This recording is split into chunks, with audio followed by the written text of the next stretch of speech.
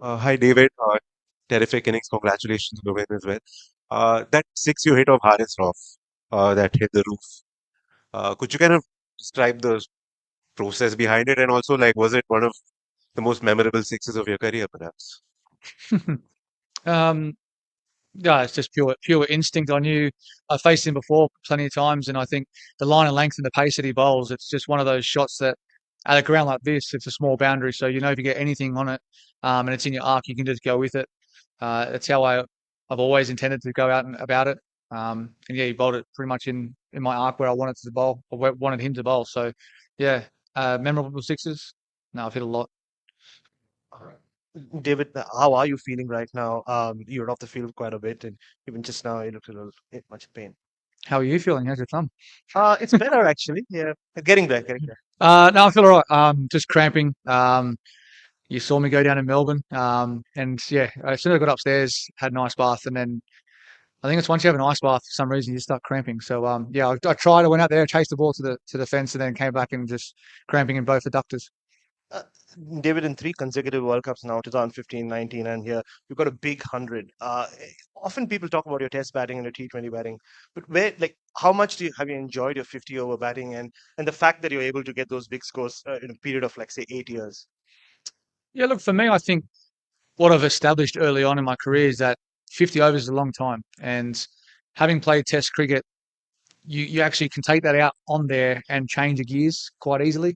So in the first 10, two new balls, you got to respect that. But then if you get away, you can get on top of it, and then you can be 50 off the first 10. And then from there, you set the platform for yourself, and that's the energy you feed off. And then you look to try and bat. For me, I look to try and get to 35 overs. And then from there, try and put my foot down if I'm still in. So yeah, it's probably in the back of your mind. You've got a lot more time. And I think that's where in 2020 cricket I've learned a little bit as well to change my gears, especially in IPL. I learned a lot when I was playing for Sunrisers that you're able to have a lot more time than you think. And I think playing on these surfaces specifically, if you give yourself time at the back end, you could actually score big. And that's where I felt today we missed a little bit with the bat. We set our platform up very, very well, and we didn't execute as well as we like as a batting unit to post what I thought 400 was probably on the cards from where we were.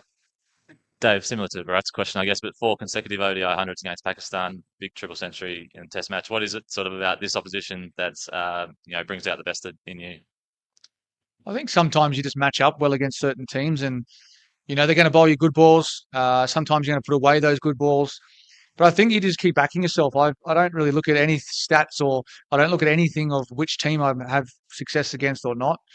It just so happens to be that I've scored, as you said, four consecutive hundreds, which I didn't know about until it came up in the change room. But for me, it's going out there and just doing my best every time I go out there. And I think for me, I'll probably look at someone like Shane Shah and think, oh, he probably has my measure a little bit. But he does it. They're the guys that you try and watch as hard as you can.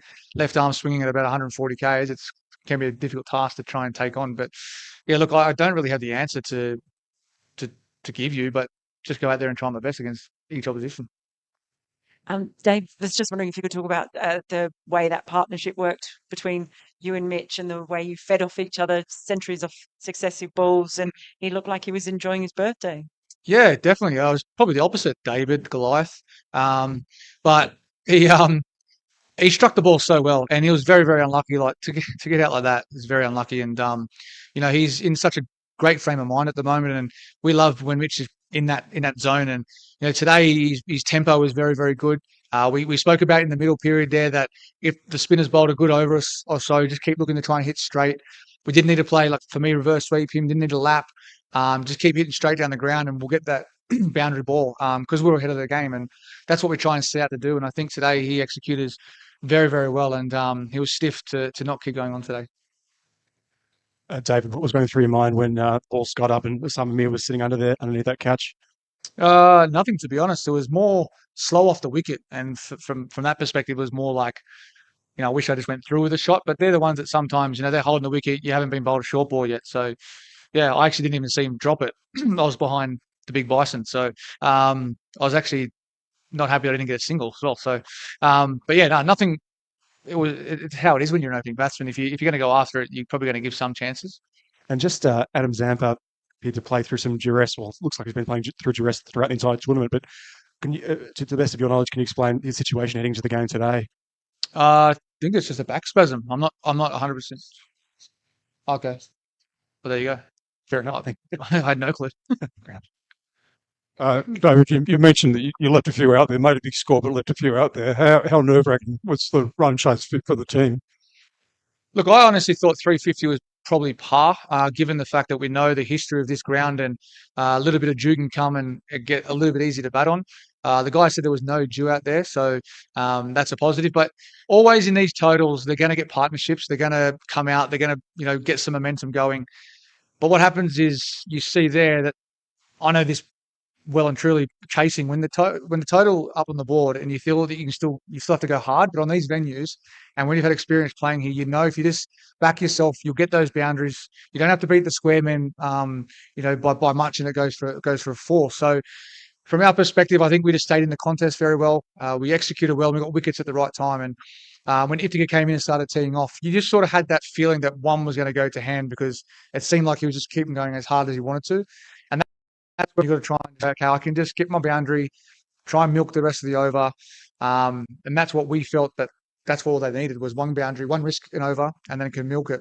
But fortunately enough, we created a bit more pressure and they're going after it.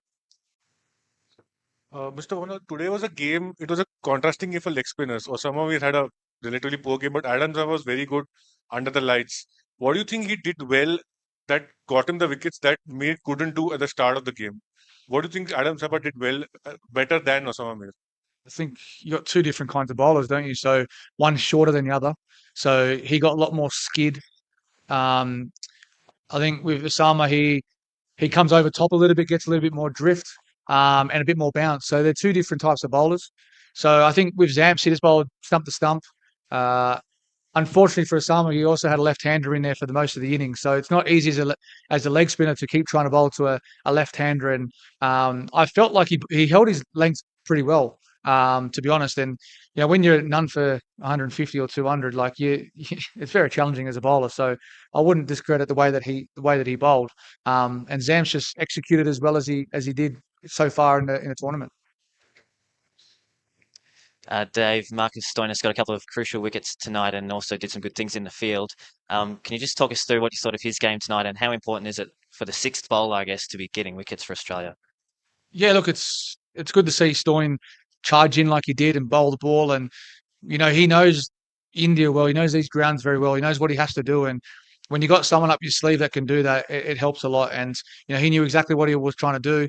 You saw he didn't really give the offside away much, backed himself with there were short boundaries, but he backed himself in his skills to bowl through sort of between shoulders and head high and force that extra pace and try and speed them up a little bit. So he executed very well. I know Baba played a very nice shot off him, which he was frustrated about, but it's just great to have the skill that he has with the bat and ball. Dave, going back to that 6 off Harris earlier, we saw you working on that shot yesterday at training and also your right-handed batting. Do you have a name for that sort of slog, scoop, sweep 6 that you play so well? I don't know. Not sure. I think the last game, the one I hit went over square leg. It wasn't supposed to go there. Now, I won't be naming any of those shots, but if you actually watch my net, I nicked off about 20 times. So I wasn't actually pleased with my net yesterday, but I batted for 2 hours, which is very rare a day before a game.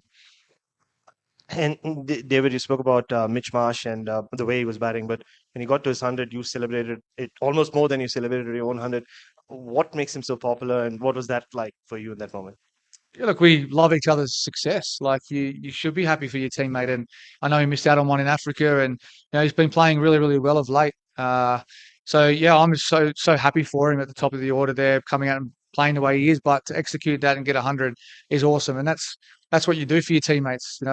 You'd always go into bat for him, and I was just so ecstatic for him. He's a great man to have around the change room. He's the life of the party, brings out the best in everyone, and he's always a character, and that's what you need in teams. And in these back up against the war games, you need that. And it was awesome for him to come out today. And on his birthday as well, he said to me today that he hasn't really scored any runs on his birthday, so he's happy about that.